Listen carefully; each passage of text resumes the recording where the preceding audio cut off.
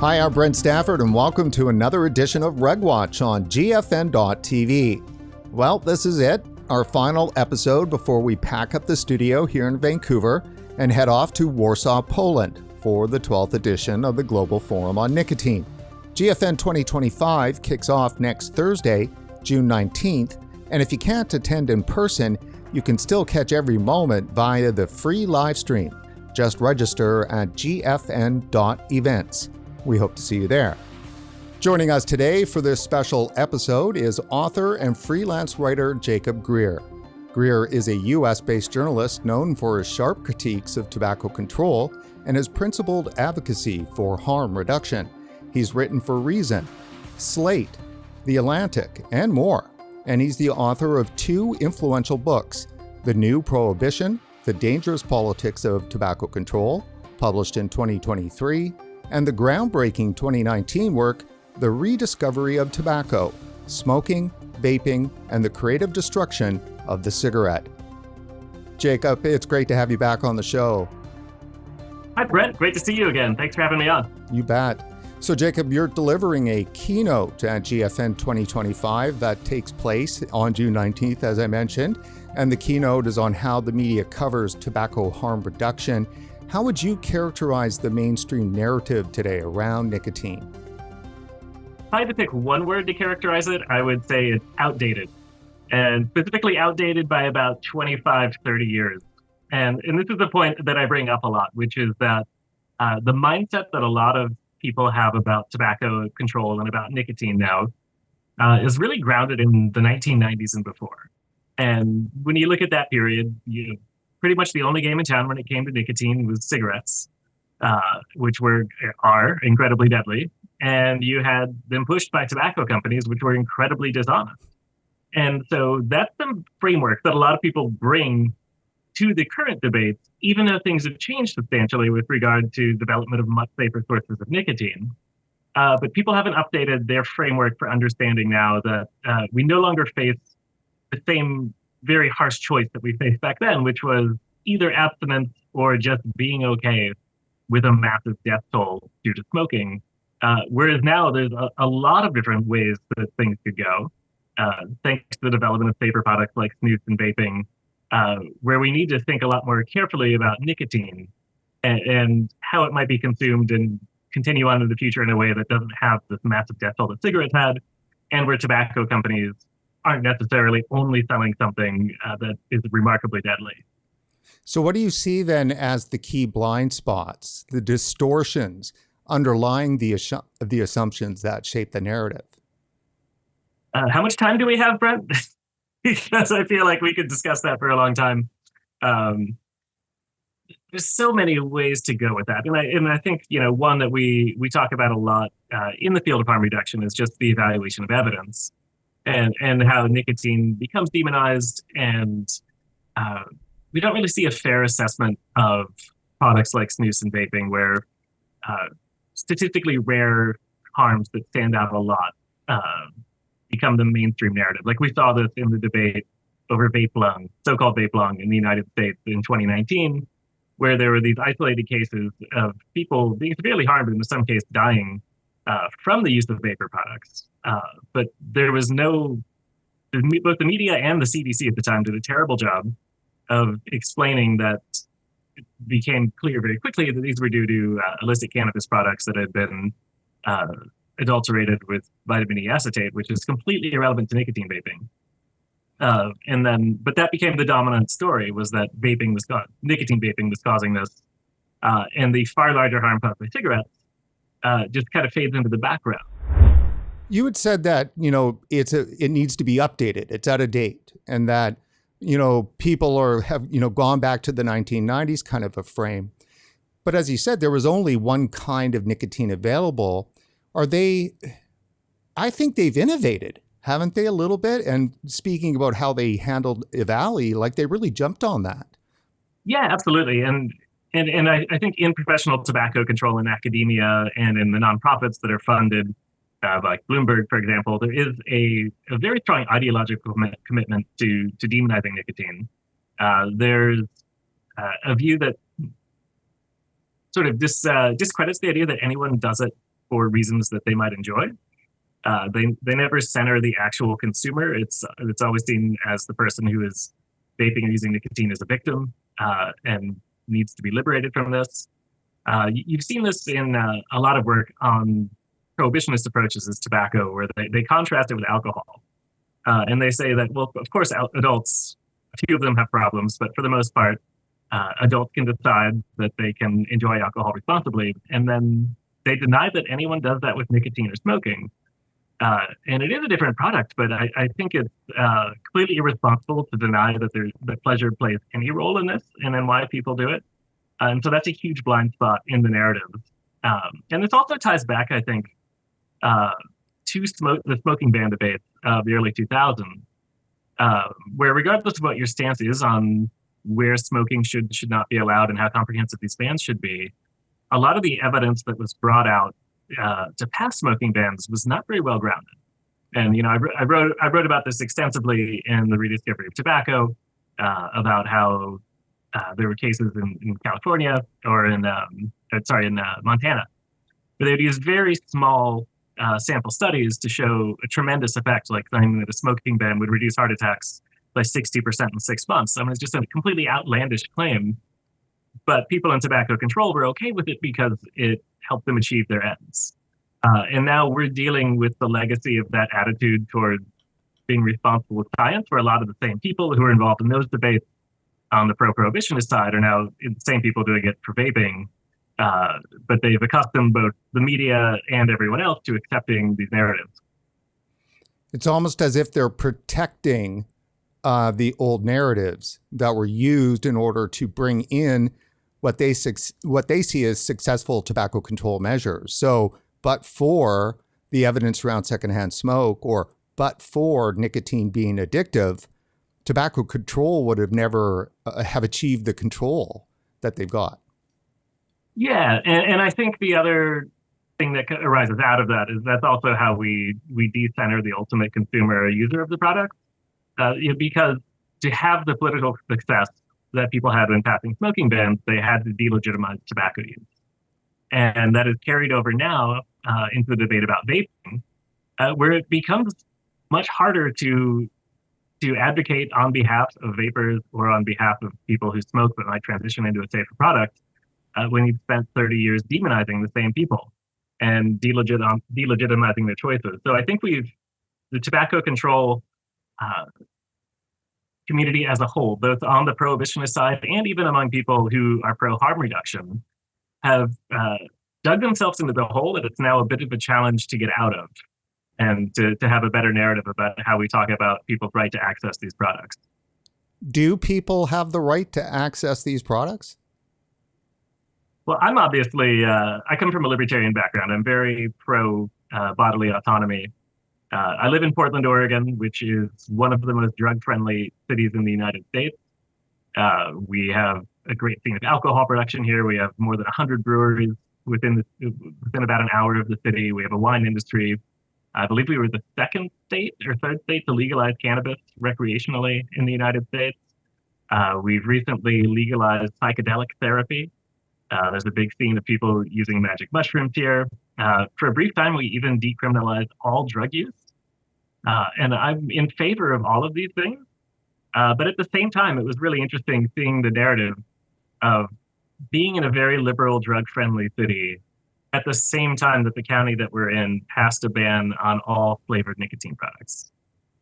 And it really speaks to how inconsistent people are thinking about nicotine and tobacco as a completely illegitimate product for anyone to be interested in, when you can go to any retail store here in Portland and get flavored booze, flavored cannabis, cannabis that looks like candies, and where harder drugs were relatively available. But to have a menthol flavored snus or a fruit flavored vape would be illegal. If this is all about Save the Children, do they have no concern or care that a child might end up using fentanyl or heroin or any other harder drug? Of course they do, and but they don't look at the numbers. They don't come at it in a very empirically grounded way. Like if we were to run the numbers on the harms of alcohol to use, versus the harms of vaping. I think it's pretty clear that alcohol comes out as far more dangerous. I don't have the numbers in front of me, but I think we have in the United States like a few thousand, around 3,500 deaths per year associated with alcohol use in minors. And the associated number for vaping would be 0 to 1 per year, probably, depending on how you look at it. Obviously, there's potential long-term risks with vaping, as with any nicotine or recreational product. But if we were to actually look at the scale of these issues more objectively, instead of what our biases are about what is an acceptable product and what isn't, then nicotine should be coming out well ahead of where it is right now. It's mind-blowing to me a little bit. I mean, I wonder, is it just as simple as cognitive dissonance? Is that it? I mean, they're just suffering from that and everyone needs to I mean, I think it comes back to, like I said, this 1990s mindset where there weren't safer products at any kind of scale, at least in the 1990s when it came to recreational nicotine. And two, tobacco became seen, or defending tobacco or nicotine use became seen as a right-wing issue. And so people on the left are just kind of conditioned to being anti-tobacco, anti-nicotine, and anti-corporate, which if they don't dig into the issue, then it's hard to reframe that and look at what the actual evidence is to put nicotine up against other drugs that people in a more progressive or left-wing mindset find if not completely acceptable, then at least in the view that it should be completely legal. Let me ask you this. Is recreational nicotine legal in the United States?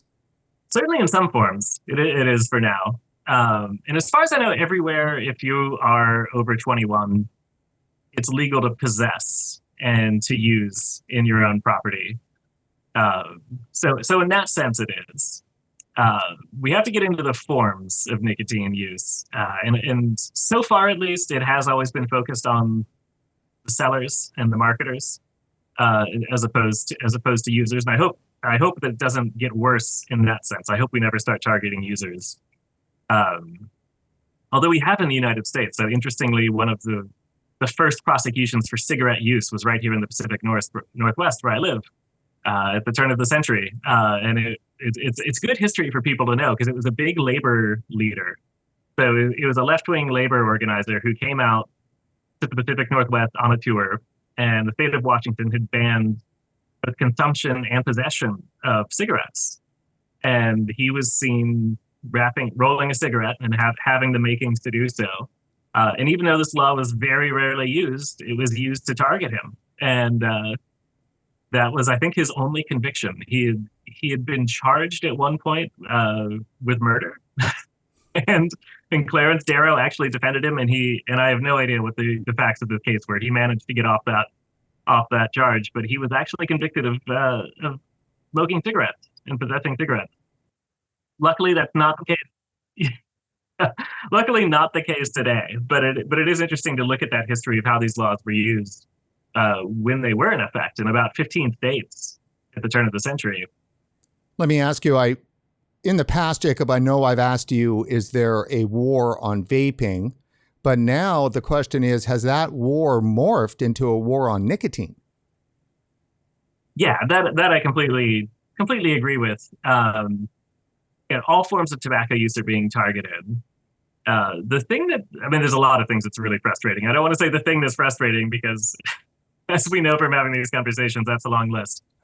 One of the frustrations that I have with people who advocate for prohibitionist tobacco policies is that they don't necessarily care that the prohibitions are really badly targeted. And so an example, flavor bans are a great example when we talk about banning certain flavored products. And there's various ways you could go about it. And one of them is to ban all flavors of all products across the board, which of course many people are on board with. Another is to only ban flavors in vaping or with some other newer products. And another is to, say, ban menthol, which is, as of now, is the last flavor involved in cigarettes in the United States. And one thing that's really striking to me is that more places have banned flavored vaping than have banned menthol cigarettes. And there's no question in my mind which of those is a more dangerous product. Like menthol cigarettes, clearly far more dangerous than flavored vapes. Uh, so even people who think that prohibition is a good idea have to reckon with the fact that when prohibition is actually enacted, it's often very poorly targeted. And so I think that should be a bit of a warning to people who want to take a prohibitionist approach, that it's hard to control what actually gets done and what gets targeted in the end. And it can be done very irrationally. What do you think of the fact that Big Tobacco is actually effectively making a switch of their products over to safer nicotine? PMI, I think, is 42% of their revenue right now is now safer nicotine products. BAT is around 25%. I mean, they're not there yet, but they're moving. Yeah, and that's another big way in which the landscape has changed politically that I think people who don't follow it closely haven't picked up on. Which, again, if you go back to this 1990s, early 2000s view of how things worked, you would look at Big Tobacco and say, oh, Big Tobacco is anti-government, anti-regulation, laissez-faire. And so if you oppose Big Tobacco, then you're pro-regulation and against laissez-faire. And clearly the development of safer products has been seen as an opportunity by the Big Tobacco companies like Philip Morris and Altria and Reynolds, which is, I guess, a mixed blessing is how I would put it. It's obviously a very good thing that they are developing safer products and transitioning people away from smoking. I think that's unequivocally good. The challenging thing is that they, of course, see this as an opportunity to shape regulations in ways that benefit them. Whereas if you're a big tobacco company, the play for you is no longer stave off regulation as long as you can. It's actually shape regulations so that it's favorable to you, which basically means taking the gamble that if you put in a very opaque regulatory process that you have to go through to bring a product to the market, that companies like Altria or Philip Morris will be able to navigate it, while smaller competitors will not. And I'm sure we'll get into this a lot, but that is exactly how it's worked out. So in that sense, writ large, if not always in specifics, I think that bet is paid off for Big Tobacco and made it a lot harder for small retailers and small companies. So, Jacob, in fact, right now, it looks like we're going under a tectonic shift in the U.S. nicotine market. According to Goldman Sachs, in 2025, safer nicotine products will surpass combustibles in volume. What do you make of that? It's pretty extraordinary, isn't it? Yeah, absolutely. It's an amazing transition. I mean, it shouldn't be that amazing because we've seen it happen before. We saw it happen in Sweden. And we've been seeing it happen to a lesser but still striking extent in England. I mean, on the one hand, this shouldn't be surprising at all. People know that cigarettes are incredibly dangerous. Even people who smoke, many of them really want to quit and just have a hard time doing it. And so when a product comes along that is much, much safer, but at least competitively satisfying for people to use in delivering nicotine, then it shouldn't be surprising that this transition is happening and that it becomes much more popular. Isn't what's surprising is that there's been so much resistance by tobacco control in the mainstream media? I mean, so many people have a bad understanding of the harms for vaping, but yet still the safer nicotine products are overtaking combustibles almost in spite of what tobacco control is doing. Yeah, and that's the other question is how much better could this transition be if we lived in a better media and regulatory environment? Because, most people have completely skewed perception of the relative risk of vaping and smoking and other products. And also it's just most of the people who are using them are having to get products that aren't even legally marketed in a lot of cases. Because basically almost every flavored vape, which is what people generally prefer, is illicit in the United States. And we've got shades of how illegal they are. But for the most part, they're not legal. And so this is being accomplished with, somewhat shady products that seem to be not necessarily any worse from a risk perspective than the fully legal ones. But it's clearly a hostile regulatory environment. If I could add one thing to that too is, I think one notable change that especially someone of my generation has noticed is that, when I was growing up, I knew lots of people who smoked. Not necessarily my own age, but, people from my parents' and grandparents' generation. People from all different social statuses were smoking cigarettes. And there's been a tremendous shift in who smokes cigarettes in the United States, where it's one, far few people are doing it, but it's generally concentrated among people who are lower education, lower income. And so there's a stratification there where the people who are involved in these debates about vaping and smoking probably don't know a lot of cigarette smokers personally at this point, but they do see people who vape. And so the people who are being harmed by smoking are kind of invisible in the calculus that these people have because they're so worried about, their own teenagers or young people around them and vaping. But they miss the vast harm of smoking that's still going on. Let me bring up another data point that I think we should put out there. And this is huge. According to Altria's 2025 Q1 earnings report, so this is 2025 report, says in 2024, there were 18 million vapors in the US. Today in 2025, that number is now 20.5 million using e-cigarettes, to use a bad term, and 14.5 million of those are using disposables. Yeah, it's a massive shift. And, I don't think you're going to put that genie back in the bottle. And in many cases, you wouldn't want to, because for many of these people are former cigarette smokers or people who might have become cigarette smokers. But yeah, it's a massive market. And so we do need, regardless of perspective, you need to face up to the fact that, this exists, that it's not going to go away, and somebody will supply it.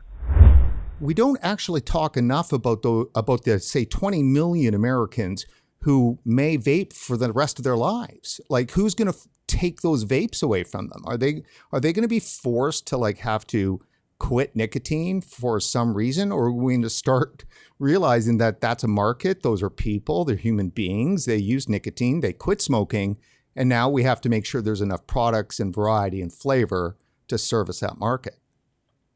Yeah, and I think the answer is that there will be those products, whether the government wants them to be there or not. And I think Australia is a great illustration of this. Australia is much more hostile to vaping and to smoking as well compared to the United States. It's also an island, and there's a massive illicit market for vapes in Australia, completely all over the place, and it's really hard for people to wrap their mind around if they don't follow what's been going on there for past 2 or 3 years, where organized crime has taken over the market for cigarettes, which are, I think, the highest or second highest in the world when it comes to taxes, and vape, which are even worse than America when it comes to trying to get them legally. And just in the past year and a half or so, there have been more than 100 arsons on tobacconists. And again, this is one of those things that shouldn't be surprising, because we know how alcohol prohibition worked and led to organized crime. We know how the drug war works and leads to organized crime. But there is this mindset that nicotine is different, and we can control this market from the top down. Like, this time it'll work. And Australia should be a massive warning sign that it's not going to work. That there is this demand for these products. And someone will supply them. And it's really just a choice of whether you want them supplied legally or illicitly. And one thing that I think is worth bringing up is the more you demonize nicotine, like the more you are convinced that nicotine is an incredibly addictive drug, the more skeptical you should be that you're going to be able to simply outlaw it and the market will go away.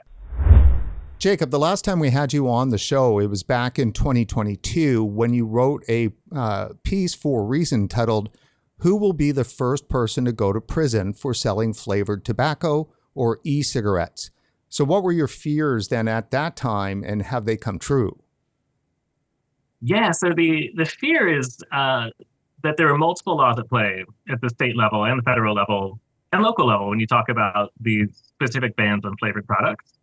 And the advocates always dismiss the fears that this will result in criminal justice issues, because the way these laws are written, selling the flavored products is a misdemeanor. But every state also has laws on the books against selling untaxed tobacco, or selling tobacco without paying the taxes. And that is generally a felony. And obviously, if you are selling illicit products, you're not filing to pay the taxes on them. So these two go hand in hand. And so the warning from the very beginning, when these laws have been considered, was that the seemingly misdemeanor violation would be something very easy to escalate into a felony. And so that was my warning when I wrote that article, was that these laws are on the books in several states. It was only a matter of time before it happened. And we have reached that stage. We have at least reached the stage of a lot of arrests. And one of the things that's clear when you start watching this is that the criminal justice system moves incredibly slowly. And there was a specific case that I talked about in that article of a man in Massachusetts who'd been arrested for selling flavored tobacco and quite a large volume of it. And his case is not resolved yet as we speak here in spring of 2025. So it's really hard to even measure the impact of these laws yet, because people can rightfully say, well, we're not sending a lot of people to prison yet. And well, yeah, because these cases take forever to resolve. They literally take years.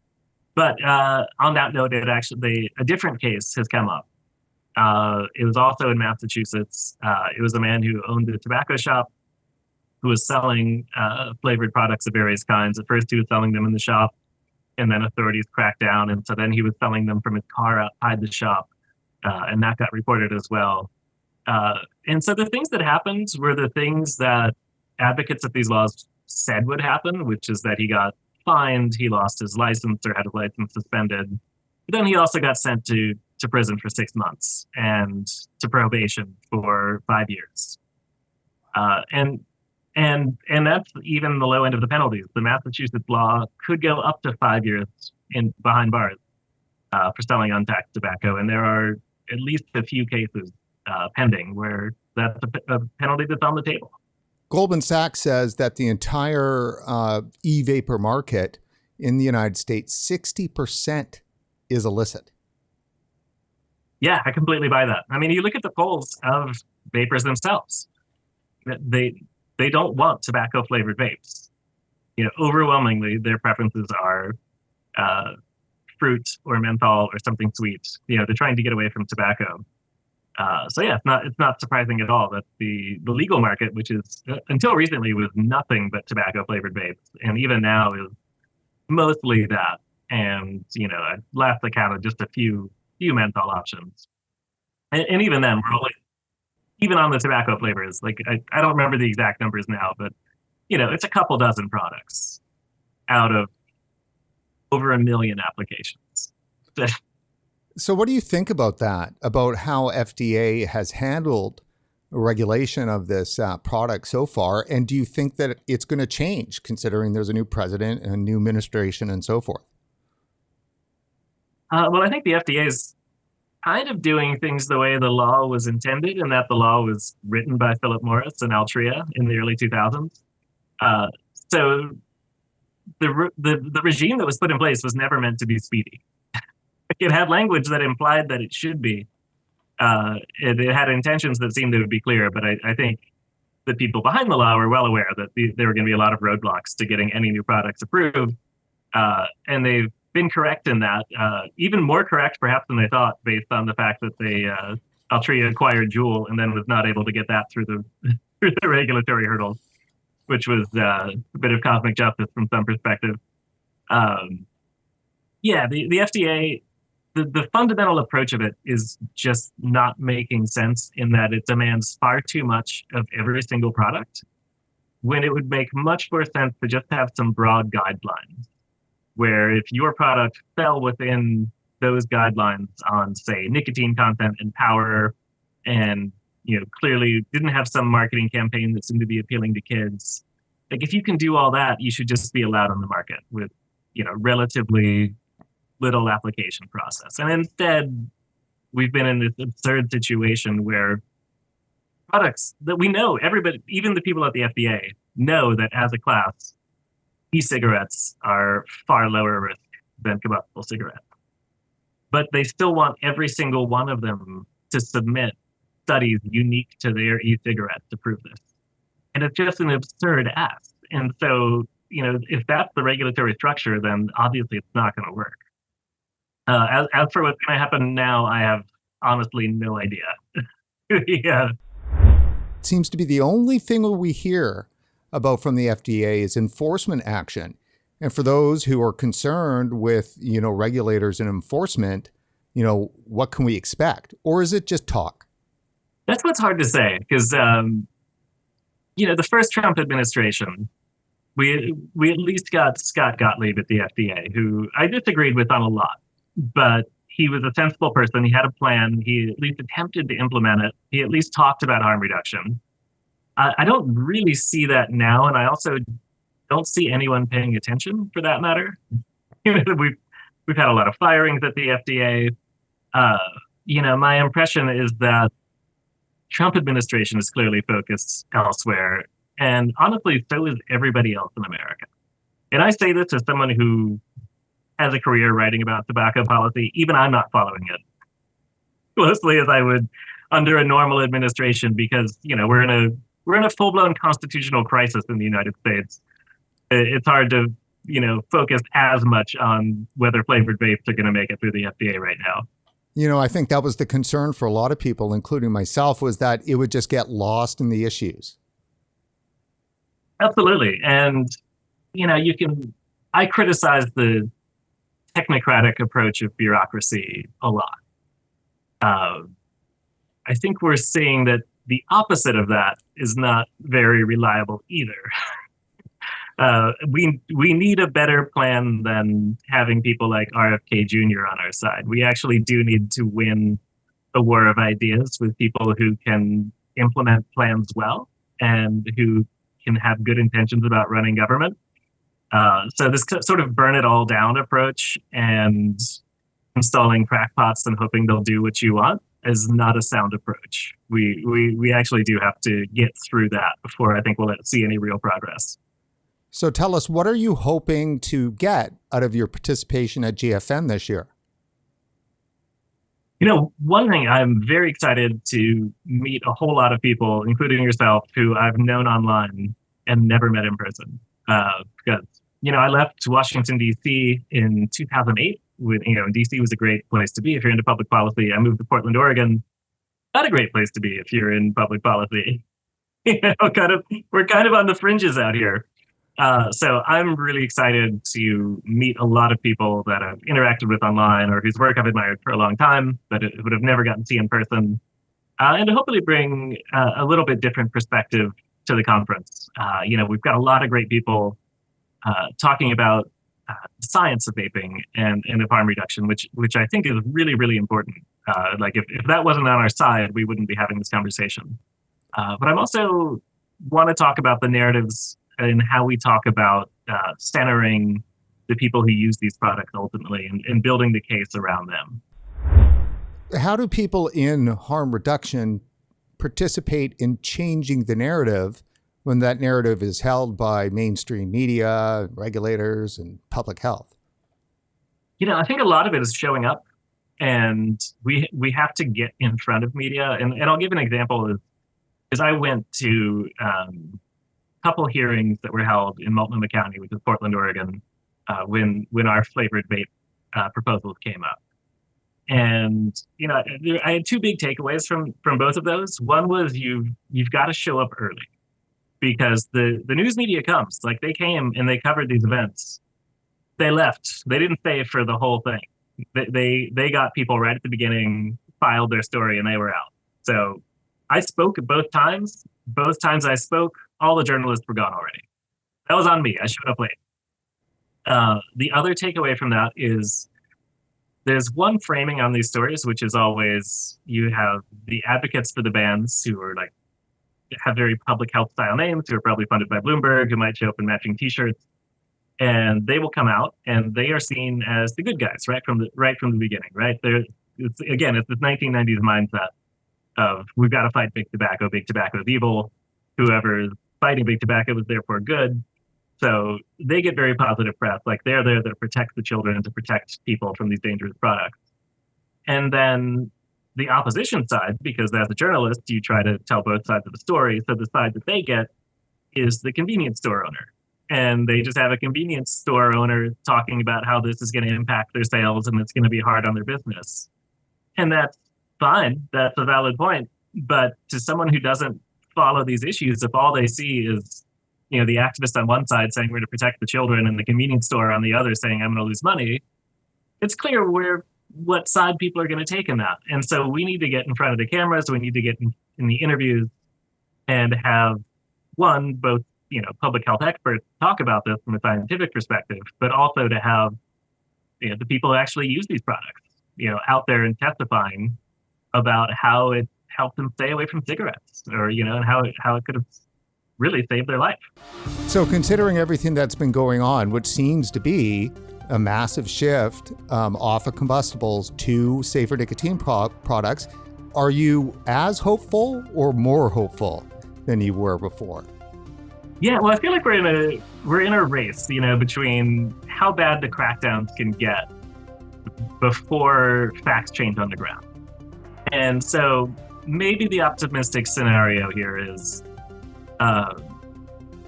everything that's happening right now is taking some of the winds out of the sails of the more prohibitionist approach to tobacco and nicotine in the United States. And at the same time, if we can implement this transition, if we can get more and more people to leave cigarettes behind and take up safer products, then we can at least change the facts on the ground before the government has fully cracked down. And that gives us a chance to then say, look, here's how it is. Cigarettes are fading out. People are using these safer products. It's a huge market that's not going to go away. What are you going to do about it? So I'm a little bit more optimistic now than I might have been a few years ago, that somewhat just that the chaos that's happening, which is terrible in lots of ways, might give us an opportunity.